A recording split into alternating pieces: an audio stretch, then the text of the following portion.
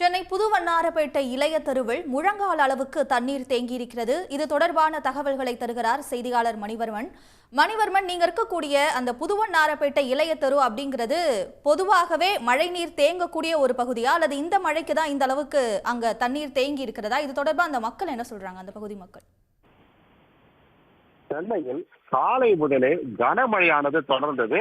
குறிப்பாக காலையில் வெளுத்து வாங்கிய கனமழையை தொடர்ந்து படிப்படியாக குறைந்து மிதமான மழையாக இடைவிடாமல் பெய்து வருகிறது. திருவொற்றியூர், தண்டையார்பேட்டை, ராயபுரம், மணலி, எண்ணூர் உள்ளிட்ட பகுதிகளிலும் மழையானது தொடர்ந்து நீடித்து வருகிறது. இடைவிடாது பெய்த கனமழையினால் சாலைகளில் மழைநீர் தேங்கினாலும் அவ்வப்போது வடிகால் வழியாக அந்த மழைநீரானது முற்றிலும் அகற்றப்படுகிறது. இதனால் பொதுமக்களுக்கு எவ்வித பாதிப்புமின்றி மக்கள் பயணித்து வந்தனர்.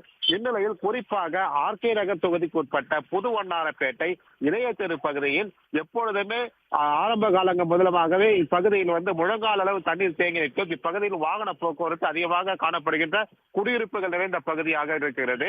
இந்நிலையில் இந்த மழைநீரை அகற்றுவதற்காக ஆங்காங்கே மோட்டார்கள் பயன்படுத்தப்பட்டு மழைநீர் அகற்றப்பட்ட போதிலும் காலையிலிருந்து மிதமான மழை பெய்த போதும் தண்ணீர் தேங்காத நிலையில் தற்பொழுது மழை சற்று ஓய்ந்த நிலையில் ஏராளமான தண்ணீர் இங்கு சேர்ந்துள்ளது. குறிப்பாக இங்கு வாகன போக்குவரத்து மிகவும் பாதிக்கப்பட்டுள்ளது. இருசக்கர வாகனங்கள், ஆட்டோக்கள் மழை நீரில் செல்ல முடியாத அளவுக்கு பழுது ஏற்பட்டு பாதியிலே நின்று விட்டது.